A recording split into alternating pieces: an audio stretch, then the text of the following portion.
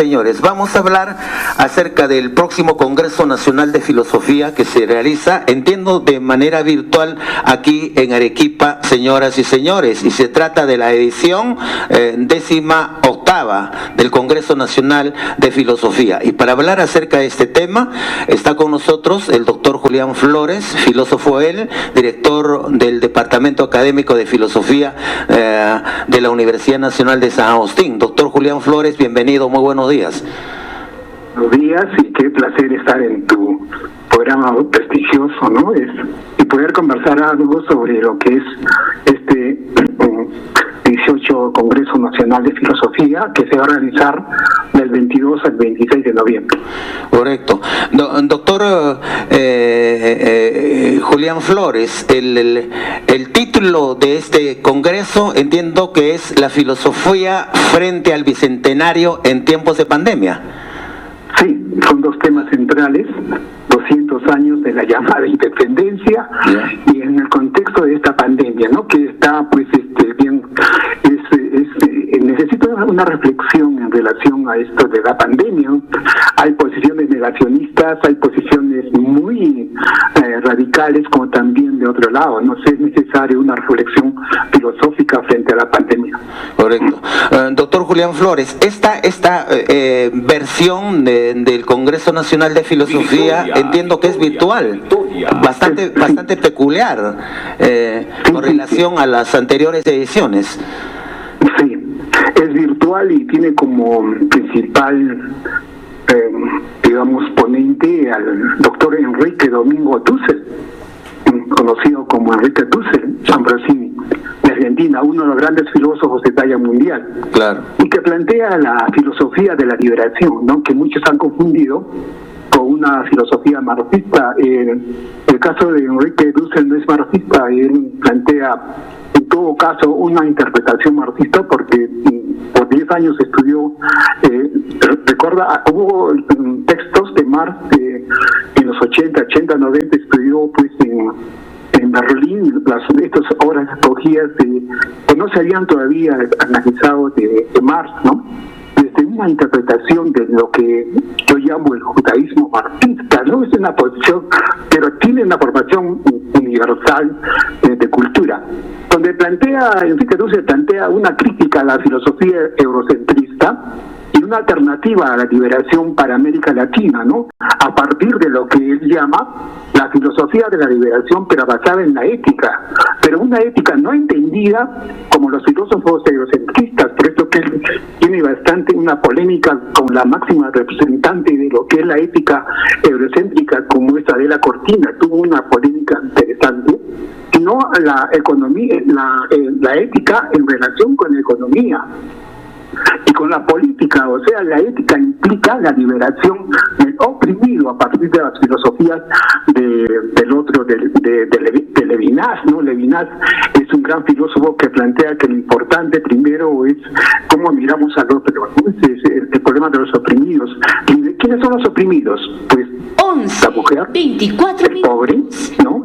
Los marginados, indudablemente. Entonces, es a partir de ahí se plantea esta filosofía de la liberación, que tiene pues una alternativa, ¿no? Una alternativa importantísima. Es el eje central, aunque también hay otros filósofos que vienen desde Estados Unidos, el caso de Alberto Cordero Aleca, que viene de la Universidad de Nueva York, ¿no? Es un epistemólogo que va a plantear sobre el problema del conocimiento de la ciencia. Es importante ahora hacer filosofía.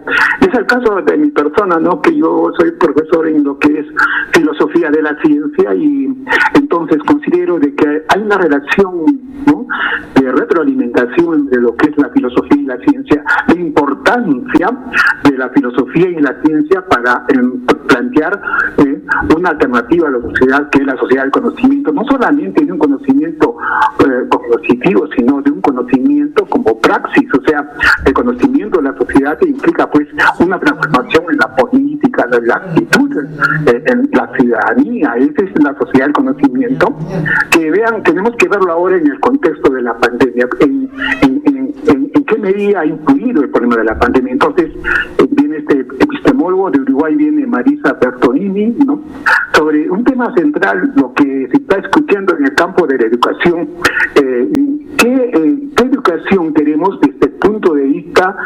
la incertidumbre, ¿no? Esta incertidumbre es un término que ahora en estos días, en estos meses ha estado en la palestra, pero hay que verlo, la incertidumbre desde el punto de vista del pensamiento de la complejidad es diferente a una posición de lo que es desde el punto de vista de un término vulgar o común. La incertidumbre se plantea como una revolución en las ciencias, ¿no? Donde es necesario ya no trabajar con cuestiones de hechos, sino con cuestiones de posibilidades.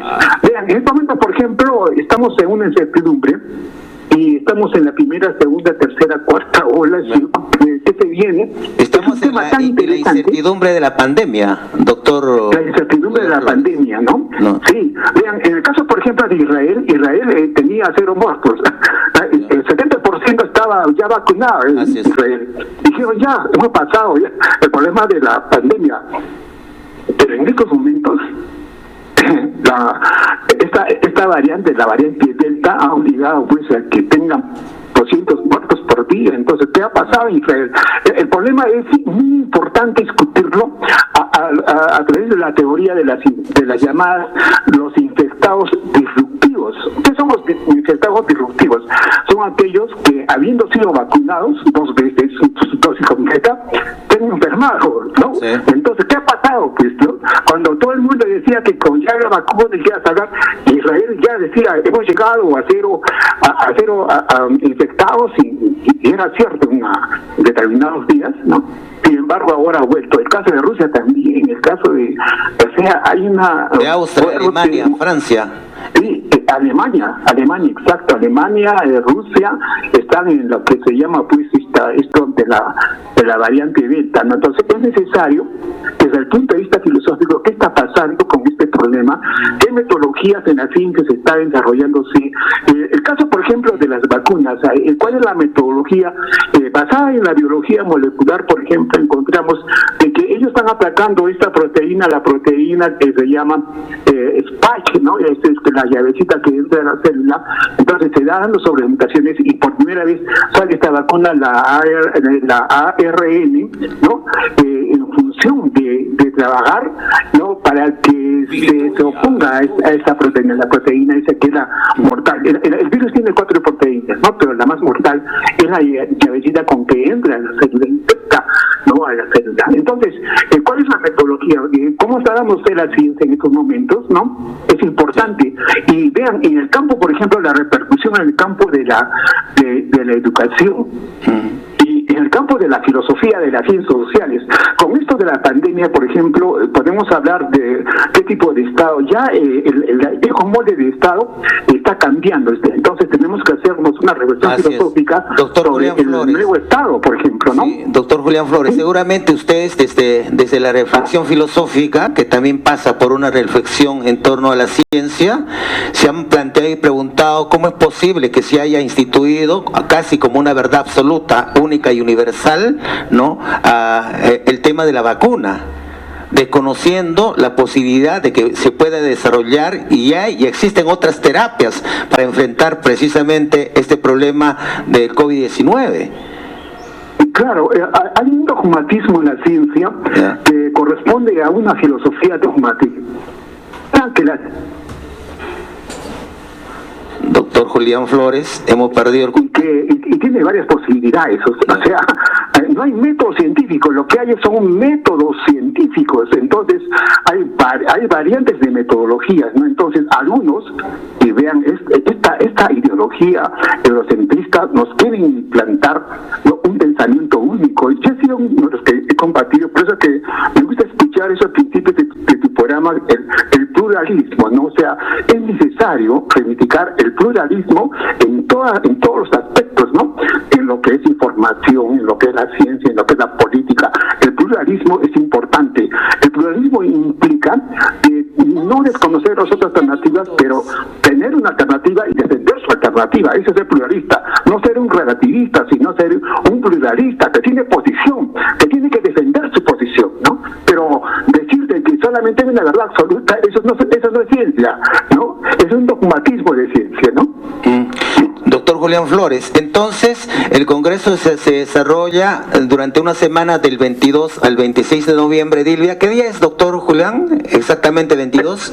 Lunes. Este próximo lunes. Sí, de lunes a viernes. Correcto. Y los temas que van a abordar son evidentemente varios, ¿no? Las que comprende la filosofía. Filosofía en el Perú y Latinoamérica, historia de la filosofía, ética, filosofía política, filosofía de la educación, metafísica, lógica y argumentación, antropología filosófica, estética, filosofía del arte, nociología, epistemología, etcétera. Doctor Julián Flores. Sí, y hay un tema importante que es el problema de los derechos humanos, ¿no? Claro. Que ustedes también están conversando bastante cerca. Es importante, ¿no? ¿En qué medida esto de derechos, podemos hablar de derechos humanos, podemos, lo que se dice, ¿no? El problema de la libertad en el contexto de la pandemia, ¿no? Entonces, es un tema importantísimo a discutir. Recuerda que en el caso de filosofía no se llega a acuerdos, ¿no? Es importante en filosofía. En filosofía se discute y cada uno tiene su posición, ¿no? Claro. Entonces, unos tendrán una posición, qué sé yo, en relación a lo que entienden por libertad, ¿no? Porque el término libertad no es un término legal, ¿no? No corresponde al derecho, corresponde a la filosofía, ¿no? Y entonces, este problema de derechos no es un problema de sociólogos, es un problema de filósofos. Entonces, se va a discutir, ¿no? ¿Cómo se da tan igual el tema de la ciencia, doctor Julián Flores. Usted perfectamente sabe que dentro del terreno de la epistemología, bueno, se discute el tema de qué cosa es ciencia, o sea, concepto y definición de ciencia, cuáles son las características de la ciencia, la clasificación de la ciencia, qué cosa es ciencia, qué cosa no es ciencia, la estructura de la ciencia, etcétera, etcétera.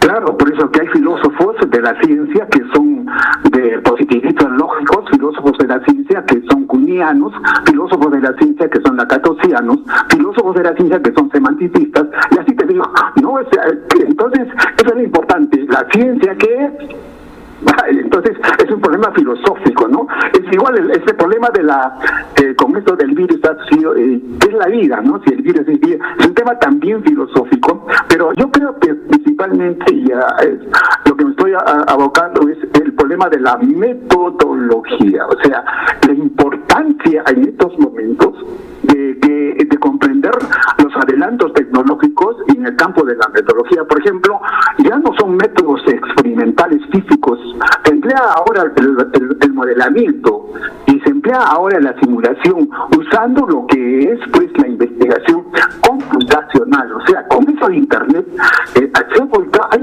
una revolución en lo que es la metodología científica, ¿no? Y todo un revuelo que indudablemente pues ayuda a que se desarrolle el conocimiento. Sin embargo, vean, hay muchos filósofos de la ciencia, el caso de Molines, que dice que sí ha estancado la ciencia y que sí se ha desarrollado la tecnología, pero la ciencia en sus principios se ha estancado y que necesitamos una revolución de la ciencia, ¿no? Recuerda que por ejemplo, esto del conocimiento cuántico es de 1900, o sea, más de 120 años tan planteaba esto de la mecánica cuántica y los principios, y desde ahí, desde 1950-60, no ha habido cambios revolucionarios en la ciencia, pero sí ha habido cambios en lo que es la tecnología. Indudablemente que eso, muchos que tienen este paradigma de lo que es la ciencia desde el punto de vista utilitario, ¿no? Y han confundido la tecnología, el tecnologismo, con lo que es la ciencia. Entonces, para ellos, por ejemplo, consideran de que están haciendo una proscripción y hay una revolución en la ciencia porque hay muchos artículos científicos, pero si uno se pone a analizar los muchísimos artículos científicos, encontramos que en los muchísimos artículos científicos no hay artículos revolucionarios como lo que hicieron los científicos hasta los 70 y 80 del siglo pasado. Doctor Julián Flores. Muy importante. Doctor Julián Flores, muchas gracias por conversar con nosotros. Una última pregunta final. Entonces, todos están invitados, dado que el evento es virtual, entiendo que es totalmente gratuito. Cualquier ciudadano puede participar del Congreso, aprovechando la circunstancia de que esta edición es virtual. Lo escuchamos finalmente. Exacto. Más que todo, el cobro va a ser para aquellos que quieren tener certificado, ¿no? Claro. Entonces, si quieren tener certificado, el teléfono es 97 45 71 785. académicos, ¿no? Y que necesitan para su, ¿no? Vivir. Pero lo importante es que la UNSA, ¿no? Hace 2 años nosotros participamos en el Congreso de Huánuco, en la Universidad de Huánuco, y ganamos a la Universidad de San Marcos, a la PUC, a la Universidad Católica de Lima, ganamos la sede, ¿no? Pero pensamos de que iba a haber de la pandemia, ¿no? De la incertidumbre, una vez más, ¿no? Que ahora pues, se convierte el Congreso en un Congreso virtual. Muchas gracias, doctor Julián. No, muchas gracias a usted. Estamos las semanas que entra, seguramente vamos a seguir tocando el tema y siguiendo el paso al Congreso Nacional de Filosofía. Muchas gracias, buenos días.